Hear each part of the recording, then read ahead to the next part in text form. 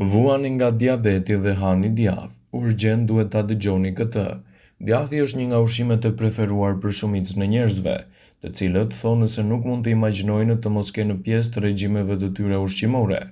Por, për ata me nevoja të veçanta dietike, djathi mund të jetë kritik për shëndetin, e ndërsa shumë ekspertët të ushqimit kanë mendime të kundërta nëse djathi dhe bulmeti duhet të përfshihet në dietën e një personi me diabet. Shkenca tregon se është mirë të konsumoni djath edhe nëse keni diabet, por duhet të tregoni kujdes me llojin që zgjidhni. Njerëzit me diabet duhet i kushtojnë vëmendje indeksit glicemik të ushqimeve në përmbajtje të karbohidrateve. Indeksi glicemik është një shkallë e një numri që varion nga 0 në 100 dhe tregon se sa shpejt një ushqim i caktuar shkakton rritjen e sheqerit. Sa më i lartë numri, aq më shpejt do të jetë edhe rritja e sheqerit në gjak.